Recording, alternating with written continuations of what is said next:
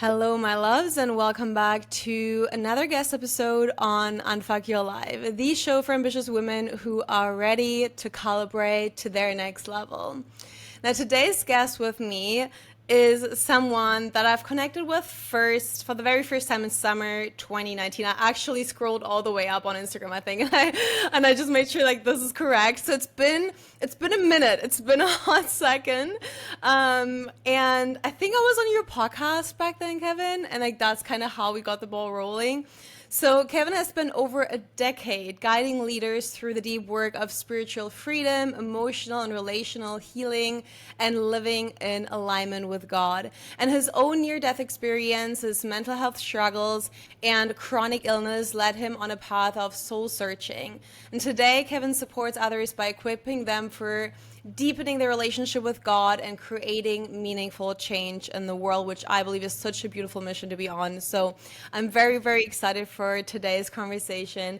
He is also the author of Perspectives, which is a collection of poetic contemplations on love, on life, on God, that really helps the reader in his own thought process of discovering themselves, right? And ultimately experiencing freedom. So, Kevin, welcome to Unfuck Your Life. It is so good to have you on here. It's an honor. I'm excited to be here. Oh, thank you so much. Well, today we'll be diving into willpower. We'll be talking about coming home to yourself. We'll be talking about spirituality. We'll be talking some more controversial, unhinged topics. So I'm all here for it. Let's start with a very obvious question, which is you've been a leading voice in the relationship coaching space for, I think, 8 years or so. What made you transition and what do you do now? And like, how can people imagine your work having changed? Like, let's make this tangible for everybody who's not too familiar just yet. Yeah, I've been relationship coaching for 8 years. I built a huge career on it, a name on it, Exactly. all the things. And for the past 4 years, I was trying to re-spark certain creative flow.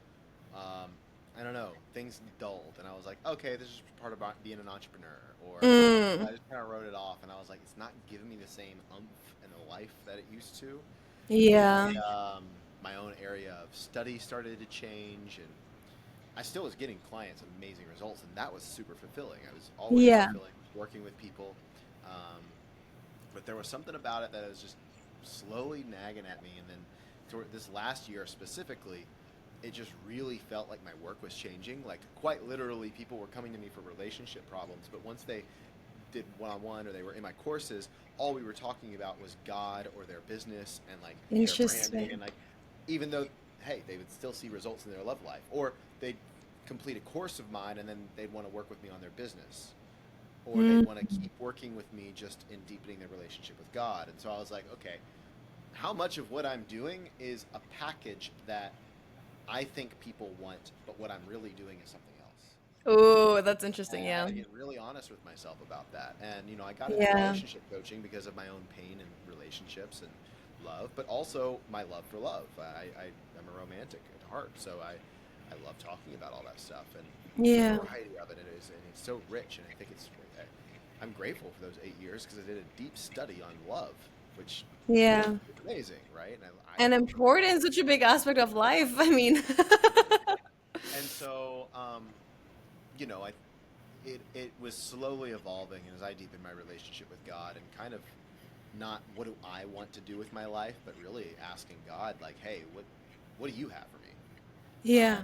That's really where it started to pivot, and I started to wake up from all of this and go, oh, wait a second, like things are changing. So it took some time Yeah. for that shift to actually happen. I quite literally just one day was like, all right, I'm ending everything after I kind of got clear word about that. And so I made a post, told everybody I was done, and I didn't know what was next. And it was super scary. I shut it all down, and everybody's like, what are you going to do now? I'm like, I don't know. Well, we But I shall just had see. faith. I had faith. I trusted. And the next day, waterfalls of creativity came pouring through for what's next and what's here now. And in Mm, about a month and a half, I've been able to like kickstart a whole new business very quickly where I have a whole team working with me now on the back end of things and the front end of things, and I'm not solopreneuring everything anymore, and it's a totally different energy. It's happening super fast and easy, might I say, because it's Mm. more me, it's more aligned, and it's more on mission of what God wants me to do. And so it's not some fabricated cool idea that I have, but I'm actually walking on assignment, if that makes sense, on Mm. clarity from what God's saying to do, not what I necessarily want to do. Because if I had it my way, I would have stayed relationship coach because it's what I knew Yeah. was safe, right? I It's safe and I'm familiar, so yeah. deeply rooted in that. I didn't want to blow it up, you know. Mm. But it's really my devotion to God that I was like, okay, if you tell me to do this, I'll do it, and Mm. did. I So love that. that's the pivot. And right now, I mean, it's a combination of supporting people and deepening their relationship with God, and then it's also with that stewarding your calling. So whatever your purpose is, your mission, you want to leave an impact in the world. Mm. It's the energetics of getting clear on what you're doing from God, not self-fabricated. Getting clear on that so you can communicate that in a way on social media that's authentic to Mm. you, and it's going to call in the right community where you create the right culture, and then from that, like the brand and the messaging and the assets and the strategy comes afterwards. And everybody in Mm. business is focused on the strategy, but they're missing all the other piece, or they fill out a questionnaire from a coach of like, cool, who's your ideal client, and like, what's your purpose, and that requires a little bit more soul searching than just answering your Mm. questions, because Mm. I've found, like, again, if it's self-fabricated, you're going to run in the wrong direction. And so Mm. I really help people in deepening with that, to where it's almost like impact just happens somewhat easily. Ooh, I love that. I love that you're basically saying you honored what came through and you didn't see it just yet. It wasn't like the new path was already like super clear laid out for you. It was more so like I have this inner knowing that this needs to end for something new to emerge. I have no idea what it's gonna look like in detail and how it's gonna play out in detail, but I do trust, and I think the one word you just used was faith. I have faith in one, the fact that I can follow whatever comes through, I can execute, and also I have faith that God, like the universe will show me the way, and it's gonna be clear eventually. And then the next day, like new level unlocked, new reality unlocked, and I Right. really and I love that. And it just really goes to show for everybody listening that when you follow your inner calling, your inner urge, having blind trust, blind faith, because you just know something better, you can feel it. You can feel it and you act on that rather than over rationalizing. Like, imagine you would have been like, no, no, no, but like relationship coaching is all I've ever known. This is where my money comes in, right? Like, it's so easy to stay in your current reality because it feels so safe, it feels so known, so familiar. Whereas creating something new from scratch is super scary, but I think this is really where the magic lies. And when you then said, well, now I have a team, and like now it's all very effortless because it's aligned, I felt that because I do believe that which I ever higher power people who are listening believe in, whether it's God, the universe, Buddha, like it really truly doesn't matter. Like whatever you believe in, I think when you choose alignment, which can be so hard because it's again you taking a leap of faith, you kind of blindly trusting, it's gonna come together more effortlessly than you could have ever imagined. But it requires you having that faith, and that's the hard part. And so I really, really love the story of you being like, "Let's go for it." No idea what's gonna come next, but it's gonna be good. And here you are now, and you feel like it's truly aligned. And I really, really like that. In your content, Kevin, you talk a lot about inner wholeness. You talk a lot about being in alignment, being whole in yourself, by yourself. And the result of a lack of wholeness is usually attachment, addiction, whatever you want to call it, right? What are some past addictions that your past self had to deal with? How did you eventually overcome them? I think this is such a real thing. And like when I say addictions, by the way, or attachments, it can be small things. It can be patterns. It can be people. It can be alcohol. It can be caffeine. It can be so many things, right? So, and also, what is the main misconception when it comes to willpower and healing from addiction? Can you speak a bit into that? I love this. Yeah, yeah, it's a lot. So I'm just gonna kind of go off the top. So I had a crazy caffeine addiction. I was also addicted to worry and stress. and Mm. human control. I'm Mm. addicted to, Control, yeah. yeah, yeah. I got addicted to nicotine there for a little bit. I've had a past with porn addiction. I had a lot Yeah. of addiction stuff in the past that is thankfully no longer here and a part of my reality. And I Yeah. tried to willpower myself out of this. So Mm. actually, I wrote a book called Perspectives. It's coming out soon. Oh, it's so pretty, by the way. I love the dark gray. I'm sorry. I love it. Obsessed. I'm a very visual girly. For me, this is like so pretty. I can't wait to receive it soon, by the way. My mom got it already for me. Awesome. I love that. So this is a poetry book, right? So it's not written in a traditional format, but the book itself, in the beginning, I talk about there's a difference between change and evolution. Okay. Interesting. Change is you go from binge eating to going to the gym and counting calories. Mm. You it might seem like you're better, and I Mm. experienced that, but to your Yeah. soul, it's the same torment. You went from out of Mm. control to now in control. Oh, you're just acting differently, but you don't feel better, more whole. You're not more Yes. whole. You just act Or you differently. go from, okay, drinking all the time to now you are thinking about money all the time. Like you traded addictions. Yeah. That is very real for a lot of people So too. Yeah. whatever, like that's change, and that operates on kind of like an XY axis. Think about the horizontal and vertical, right? So on the Mm. horizontal plane is change, which is where our willpower is, our ability to change our own life. And we think that willpower will bring a spiritual evolution, and that it can't. Spiritual evolution Mm. happens only by surrender and an encounter with God. Ooh, so So, willpower is kind of forcing, but you haven't truly surrendered yet. Like you're definitely not in the state of I devote myself. right. And so it's important to have willpower, right? Mm. We still need to be on the better side of that willpower, so to speak. But if we actually want to free ourselves from the spirits of addiction or like actually Right. feeling different home emotions, like you were talking about before, feeling more whole and complete in yourself, it's actually not a game of locking in. It's not a game of Mm. willpower Very true. at all. And we have to understand that. I also talk about in the book that just like you can have physical parasites that create a sugar craving, for example, you can have parasites of your mind and parasites of your soul that will have you Ooh, create desires and needs for yourself that actually aren't you, but you that's think so it's you, real. right? And so if you think it's you and the battle's you versus you, the parasite goes unnoticed and you're going to stay in that cycle. Just like with, if you have parasites and you try to like hold back your sugar cravings, you're always going to fail. And then you Mm. think, and now you have shame, and you think you're not good enough, and it just spirals. You need to understand what's creating the cravings or the needs or the desires in the first place, or the addiction, whatever the thing is, that's Release the actually root not you. cause. Yeah. Right.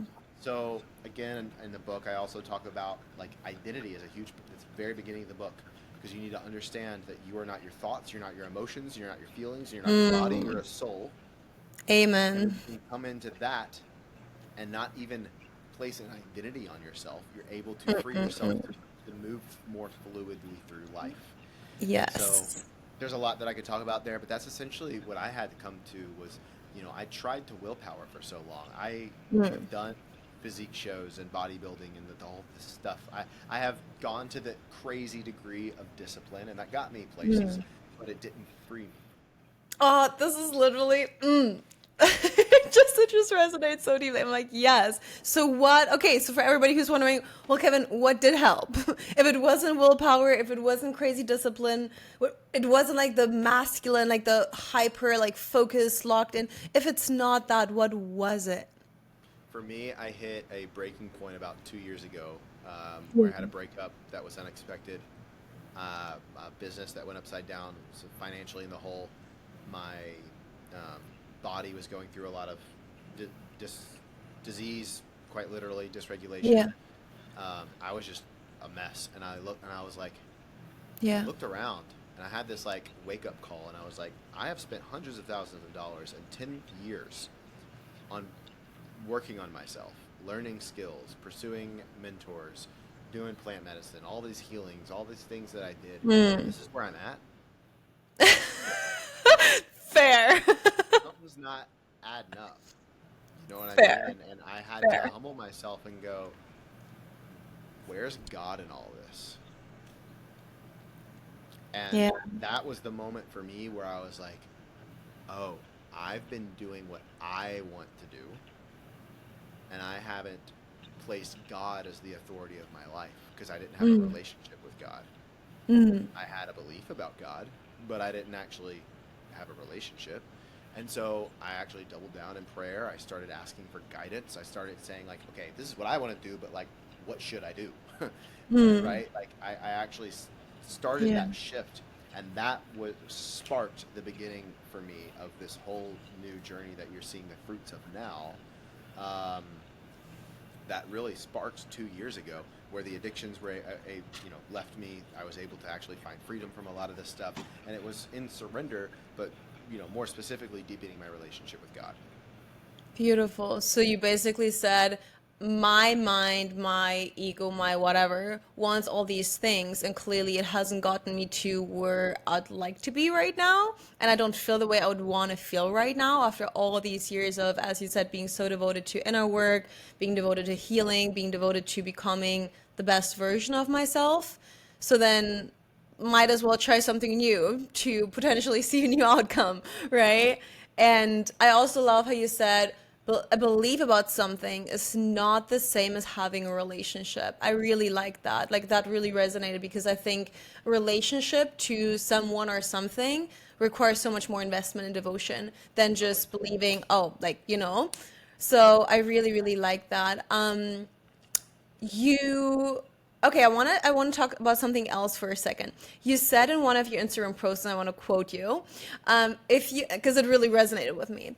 Yeah. If you want different, play a different game. This kind of ties into what we just talked about. If you want to be different, unplug from the matrix. We only receive what we want if we feel safe to. Otherwise, we sabotage. So I could not agree more. Can you explain to our listeners, based on what we just talked about before, what exactly this means to you and how someone can start taking action on that and start implementing that into their own life? Because I think this is quite Those, meaningful. yeah, those are quotes from the book directly. So again, Oh, the book ah, is delicious. written in that way where you're meant to like contemplate on things and sit with it. It's not a speed read. So the if you want to change, play a different game. If you want to actually free yourself, unplug from the matrix, it's it's not Define matrix for people. well. Have you seen the movie The Matrix? I have, but I think for a Okay. lot of people, it's still this concept. I mean, I have multiple times Yeah. actually because I fucking Well, love it. I think watch the movie and you'll understand. That's really all you Yeah, got to say. You have to yeah. you can change your life like we were talking about before, but you might be still in a construct and a consciousness and a reality that's actually not real. Hmm. And so, unplugging from the matrix is a different way to go about transformation because it's not based on willpower. Mm. It's not based on your own fabrication. It's based on unlearning and waking up and seeing reality. Which the biggest enemy to that is your own beliefs, your self righteousness, your need to be right, Mm. and your ego. Quite simply. Yeah, literally. I was just meaning to say that. It's like our ego, literally. So what you're basically saying is transformation can't come from force, pressure, willpower. It always comes when you finally see things for how they are, how they actually are, and you unlearn. You strip away the old Well, I'm talking, paradigms that, and I want to make this clear to everybody listening. I'm talking about spiritual transformation, right? yeah. Because you can have a transformation. You start making more money. You start, having a better body. You start getting into a healthy relationship. That doesn't Mm. necessarily mean that you have a spiritual transformation at hand. Your situation's changed. Great, Mm. but again, and then this is a quote in the book: a man or woman is not measured by what he has, but by what has him. Ooh, wait a second. That So is so it doesn't good. matter what you've got in the bank, what you got in your life. Ooh, that Does is it so have good. you? Like, play a different game is really what I'm inviting here. And with perspectives, it really is just seeing things from a different way and a different lens. And I don't, in the book, I'm never ever saying one thing is true. I'm just inviting different perspectives, because when you change your perspectives, you, when you change the way you look at something, the thing you look at changes. Hmm. And at the same time, that requires you to move, and now you're in a different spiritual territory because you're looking at it differently. But if you're so Mm. locked in to go, nope, this is true, then Mm. you're going to stay where you're at. Yeah, because you're closed-minded. You're closed off So, to other potential truths, right? sure, yeah, totally. And that chains you into your current reality. I think this is really powerful to think about for everybody listening is what actually has power over you? Ask yourself, what has power over me? Is it any addictions? Is it any old beliefs? Is it any fears? Is it anything that's keeping me small and stuck? I'll Or also say keeping, this on that: you could also have power over you, which is not a good thing. That's your what would ego. that look like if I had power over me? If someone has power Um, over themselves, what does that look Nobody can like? tell me what to do. I'll do what I want. What do I want to do? I'm going to do that. That's that is you having power over yourself. Something's going to have power over you. Something's going to guide you. It's either going to be you, the world, spirits, or God. Okay, wait, okay, that makes sense. Let's break this down for a moment. The world has power over you, meaning you act according to what the matrix, what society, whatever tells you is normal and common, right? Like you follow the crowd, you do what everybody else Sure. perceives as Culture, acceptable. what's going on Culture. around you, the Yeah. things you have physically in the third dimension. Ooh, also, yeah, Right? possessions.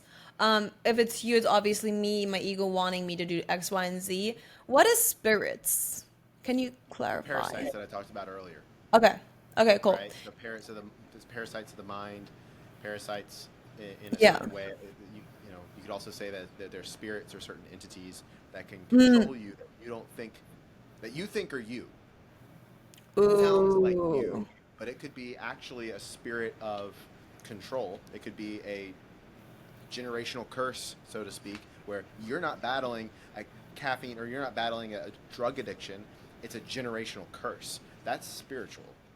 I've heard of this with overeating that a lot of people who have the tendency to overeat it's because like literally their grandma was starving, like generation, like Yeah. it's like that kind of stuff. Yeah. It's still in your DNA, like it's still with you, but it's not your fault. Like you didn't but it's still with you. It still has power over you until you realize, wait a sec, I'm not starving. I don't need to engage in this old pattern because I'm not dying, like I'm not gonna starve. So like this is really interesting. And then there's obviously God. And so what would you say to someone who would like to believe in something like God, or other people like to call it the universe, whatever? Where would someone start building that relationship that you said is important? Well, just like you build a relationship with a person. Yeah. If we wanted to build a stronger relationship, we would talk more and have experiences together. And What it's would experiences look like? I mean, talking and like being in conversation, I think is probably obvious for most people listening, but what would experiences look like? going like doing things in the world together. Whether that's creating a business, being on podcasts, it depends on the Yeah. relationship with somebody. But quite literally shared experiences. You're doing Yeah. life and yet co-work, or you go hang out at the pool, or like you play a game together, or somebody goes on a date with somebody else. Like those are shared experiences. You travel Yeah. with a friend, right? And Yeah. in the same way that happens with God. Are we inviting him into our life, or is God just this nebulous universe that's always with us and Yeah. we don't have an intimate relationship with? Are we mindful of the presence of this intelligence? And I think that that's really Yeah. important. To me, in my walk specifically, I've when I started praying more is when that started opening up for me, and I actually started interacting more with God and developing and deepening that relationship. And then eventually Mm. I was like, okay, who am I praying to? Like what, right? Like I'm praying, but I saw God as the universe. I also saw God as in me, and that still believe that's true. I talk about that in the book, but God is just as separate as he is intimate. And for me, personally, I believe in Jesus. I'm a Christian. And so Jesus saved my life quite literally in many ways. And, you know, in relating in that way and seeing God in human form and seeing past all the religious crap that's a part of it, I was able to develop a relationship with God in a way that feels like I'm not doing life alone. And it's not this idea that I have that I'm trying to spread to other people, whatever the heck it is. It's brought me peace because I know it's not all on me, and that's not some affirmation I'm shoving in my brain. That's how I live in my nervous system now. Because when I choose to courageously leave a career and go into the next one, and if I don't even know what the next one is, I'm betting on God because God told me to do it. Okay, so I'm going to follow you. Like, and then here it is. It happened. Before, I would bet on myself, and I was stressed the fuck out. So Because it it, was it all really on me. it comes down to having faith in something way more powerful and bigger than you.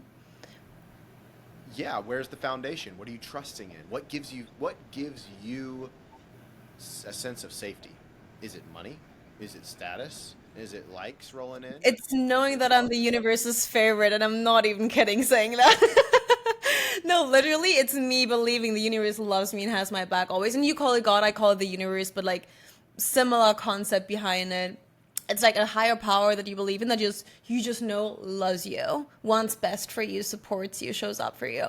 That is what ultimately makes me go, okay, whenever shit is hitting the fan, which sometimes it does, life is lifing, it's like I know I was made for this, and I'm never confronted with something I can't handle. Like that kind of sense, like that kind of trust and faith, which allows me also to surrender without trying to force, fight, or change anything that I actually don't have control over anyways, is like this unwavering belief that I'm held.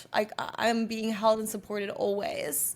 And so I agree with you. It's very important to believe in something bigger than you, because something must be out there that's a little bigger than us. But you also did say it's all still part of us. How does that play out? Like, so you're basically saying God also lives through you in you, or like, can you elaborate? Well, one without the other is dangerous. I also talk about this in the book. Yeah. If we see God as just outside of us, we're powerless. If we see God as just inside of us, we're all powerful, and none of it matters. But if Okay. God is equally outside of us and inside of us, there Oh, must be I a like greater that. power. I like So that. it's it's this whole dance with power and understanding really what I've come to learn as our association with authority.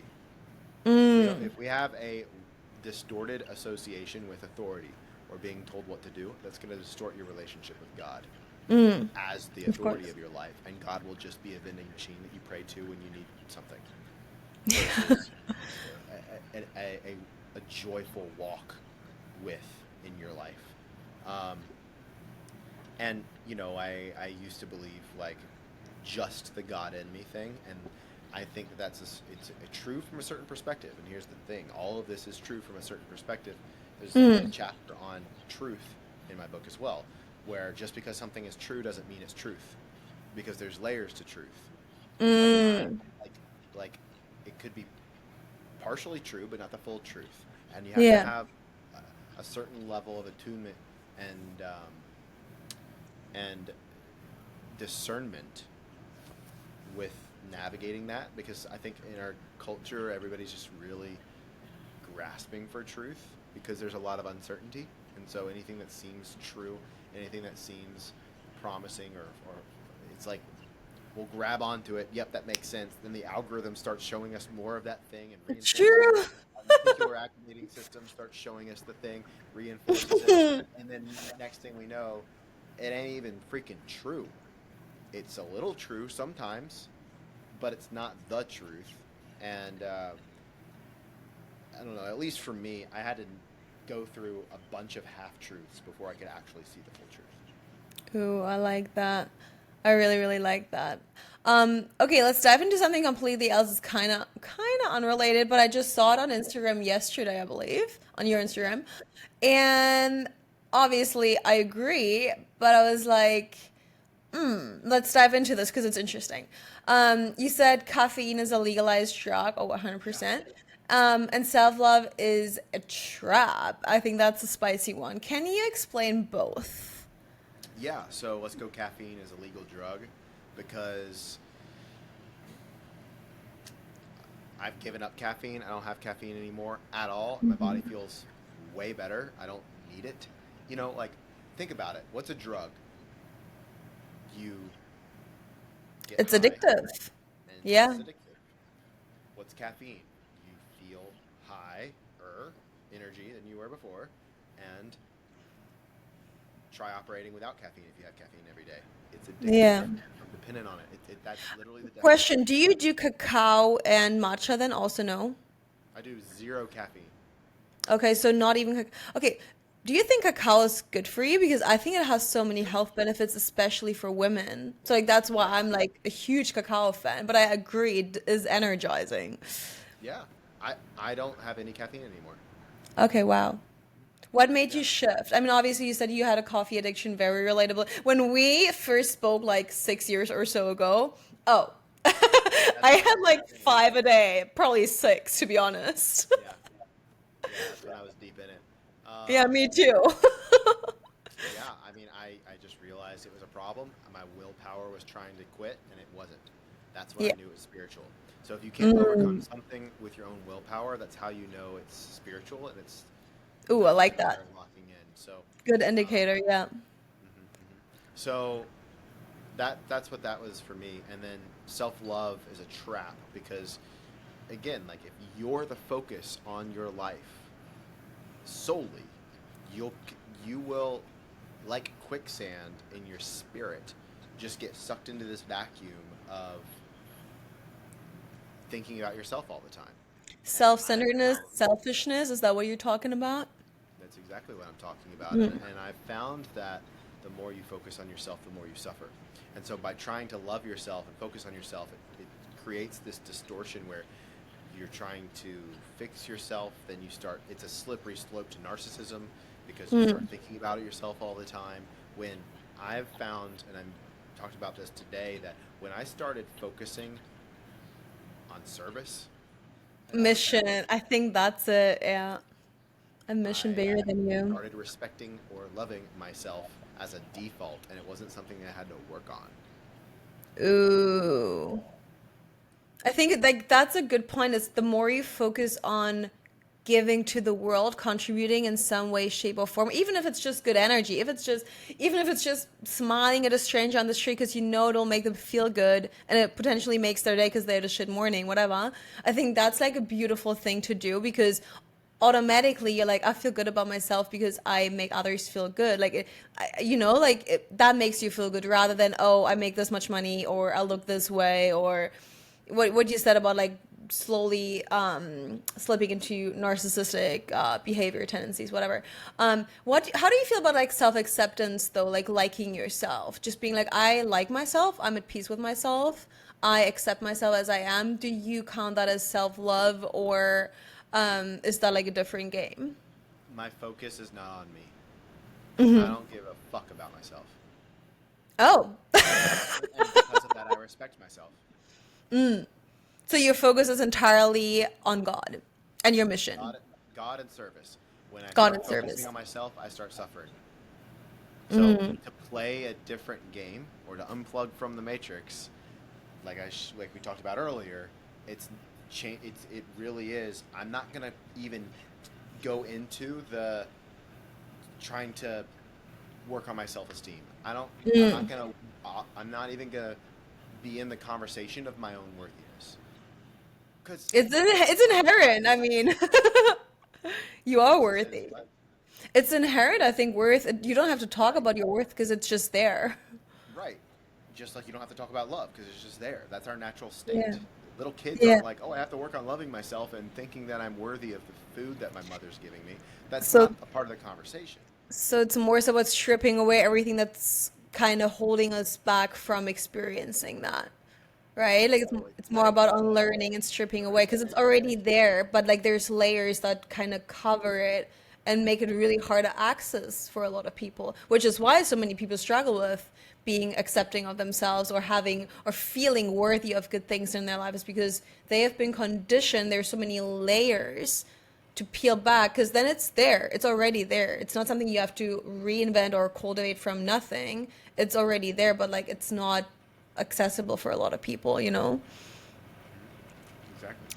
I think that's really the problem. So, I love that. So basically, focusing on service, mission, giving your life meaning by cultivating something that you want to give is would be your answer to um, the opposite of suffering. What's the opposite of suffering for you? Is it self-actualization or Nope. Service. service? Okay. So it's either service or suffering, and you can choose. That's And been my suffering means experience of life. self-focus. Sorry? That's been my experience of life. Yeah. Okay, love that. So basically, suffering means self-centered, self-focused, whereas service means focusing on something bigger than you. Love that. Let's dive into old patterns for a minute because that is something I also see you talk about quite a bit. A lot of people experience a lot of shame. I think that's very relatable for everybody listening. But then it disguises itself as pride and vice versa. So, why does this keep people stuck in spirituality where you're experiencing the same things all over and over and over again? Yeah. I'm gonna read from the book if you don't I do not mind. mind. She's like, yeah, do it. Uh, I'm just gonna read the full chapter. Let's do that. This is Sweet. chapter 4, needs and shame. Okay, let's go. Do you need it or do you want to need it? Ooh. Ooh. Salt water is still water to the thirsty. Breadcrumbs satisfy the taste buds of the hungry. More important than the need is how you fill it. Dosage and Wow. frequency are the difference between medicine and poison. Wow. Holy shit, this is so sorry. This is so good. Almost You see 300 me. pages like this. Um, Okay, okay. I'm so excited. No, you have no idea. I'm gonna be on holiday with my mom when I start reading this. let's go. Ooh, chills. Shame is a parasite. You'll bend your whole reality around it. You'll either need to be fixed, need to achieve and accomplish, need to get, need to hide, or need to be seen for a false self, all in the name of safety, to a lie. And sometimes shame is healthy. It can also be a moral compass. Do you need it, or does your shame need it? Just like parasites cause you to crave sugar, parasites of your soul will create cravings that aren't your own. Every victim needs a villain. The need for a villain is from the identity of shame. No villain? Then your identity is in question, and the parasite is exposed.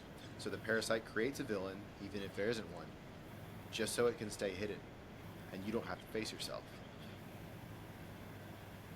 When the mouth is full of shoulds, usually the heart is full of shame. We become a slave to our needs, even so much so that we sabotage our own values, morals, and character to meet our needs, unless the soul is already met. More, says the one in quicksand. When is enough enough? At what point will your need be fulfilled? More makes enough never enough. Being seen nourishes the soul, yet it's the thing we're most terrified of. Being expressed frees the soul, yet we're often blind to our own truth. Those who judge their own expression will judge you for yours. Those who have merely suppressed it out of fear will be inspired. Pay attention to who you pay attention to. And then this is the bit of why I was like, oh, I got to read this chapter. Shame and pride are symbiotic. Pride is the cover-up for shame, and shame is the shadow of pride. When you've had enough of one, you'll transition to the other. Ooh. Pride is fragile. What happens when you don't feel enough? Shame is lonely. Where is there room for connection? Shame and pride will have you see everything and everyone as a pawn in your own wrestle to understand yourself, or to be right, even if you're not, all by yourself. We need less when we are already full in spirit, and cravings get louder when they're deprived, yet the ones who fill their spirits no longer crave the same. Thank you for sharing that. You're welcome. So good. Oh my goodness. I'm more excited. So for everybody, let's actually talk about this for a moment. Your what? What do you mean? Let's go. I love it. No, your book is coming out in late September. This episode is going to go live in early September, I suppose. So people can already pre-order. Like, how does that work? And also more important than this, what made you write this? What made you write this? I want to know. Love that. So I've been wanting to write a book for 8 years. Oh, well, here we are. Since the beginning of the all the relationship coaching stuff and everything, I was like, I'm gonna write a book one day. This is the thing. I'm gonna write a book on this. Didn't do it. Next, and then goal set for it, didn't happen. And over and over Yeah. and over again. And then finally, I was just like, man, why am I putting this off? And I was like, oh, I'm wanting this, or I'm thinking that this book is going to be this giant, daunting process. And I was like, what if it was fun? And then the light bulb went off, everything shifted, and I got to writing. And then about a week into brain dumping every morning on a page, not even knowing what I was creating, lightning bolts of clarity came through, and I feel like God started speaking through me, for me, and the creativity of it all. And then I was like, oh, I've already been writing a book, because looking at my Instagram and all the quotes on my page over the past 2 years, I pulled a lot from that and pieces from there, and kind of expanded on certain topics. And I found and created the skeleton of the book, the chapters, the sections, based on what I was already talking about on social. And I was like, oh, that's 30% of the book's done right there already. And then it just kind of took off. So Love that. the initial idea for the book was like, I just want to have fun, and I want to write a book. Like, I'm an author, I'm a writer. Where I want to put it out there, and Love. not for some business thing, not like, because there's a lot of self-help books, and it's like, you know, people write a book and it's to join their mastermind or whatever the fuck. And I'm like, I just want a book. I want to write a book to write a book. Oh, I like that. Like, No, a lot of people do it like for the authority. Like, I have more authority because I'm an author, you know? sure. And I'm an artist, so I want to make art. And that's why I was like, well, I respect that. transformation is a big part of my life. So this book is contemplative poetry, but by reading it, as you kind of experienced a little bit, you're going to grow in some self-awareness, and there will be transformation that'll happen. So I talk about things in a Beautiful, very yeah. poetic manner. So that's the whole why behind the book and how it even got started. I wrote the whole thing in 8 months, so it's pretty quick for a book. Uh-huh. And then Yeah. the book comes out on the 30th of September, but on the 25th, I believe. I literally just finalized that today. Let me double check. Yeah, probably double check. The 25th of September, I'm doing a book launch event where I'm going to be sharing a lot of the behind the scenes of the book, giving a whole presentation of how to change your life by changing your perspectives, and giving away a bunch of like free bonuses and stuff like that. So if y'all can make the live event, that's heartguy.com/book. If you also want to pre-order. We'll put it in the show notes to make it And easier if for it's people. after that, the book's going to be out, and that link will probably then go to where you can get the book. Perfect. Sounds amazing. Oh, I'm so excited for that. And the interesting thing is too, like this was a fairly short chapter, right? But I think reading it will take so long purely because you want to let it sink in. Like when I was like when you kept reading, I was like, wait, let me process this. let me let this sink in. Let me digest. Let me marinate on. Like let me, like let me apply this. Like let me really integrate rather than just like quickly reading the lines. It's really about receiving the book, I think, and so I think that will take me a minute, but I love it. I'm like so excited to dive in November when I finally get it from my mom. Um, And I'm, for everybody wondering, I'm getting it from my mom because shipping to Bali is not trustworthy. Like I don't trust it. So my mom got it, and I can't wait to dive in. Amazing. I have one final question for you, Kevin, and that is, what is your personal top tip to unfuck your life for our listeners that they can take, run with, integrate right away? Create, give, and serve.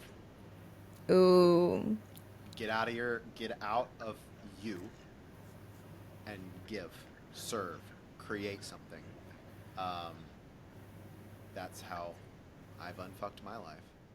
by creating meaning, by What pursuing brings you something joy? Like, bigger. creating, Yeah. creating a social media posts, creating a book, creating a podcast, creating a art for yourself that you don't even share with anybody, creating poetry. Like, get in creative energy, and whether that's the Yeah. same thing or separate, serve. Yeah. Put the focus off of you. We fuck ourselves when we focus on ourselves. Yeah. I love that. So basically, creation that can be private, it can also be public, and then service, and the two can obviously correlate. Like for both of us, it's obviously like what we create, we share, and through that we have impact and we are of service. But it doesn't have to be that. I like that you're actually putting this out there too. Like it doesn't have to be the same. Right. You can serve without sharing your creative energy, your creativity. Yeah. I love that. This is so good. Thank you so much for making time, for coming on today. We're obviously in completely opposite time zones, but we made it work. Only had to reschedule 2 times, but that was on me. So thank We're you here. so much. Exactly. Thank you for everybody listening, for tuning in, for making the time. If you connected with what Kevin shared, what we discussed today, please share it on your stories, tag us so we can see that you enjoyed it.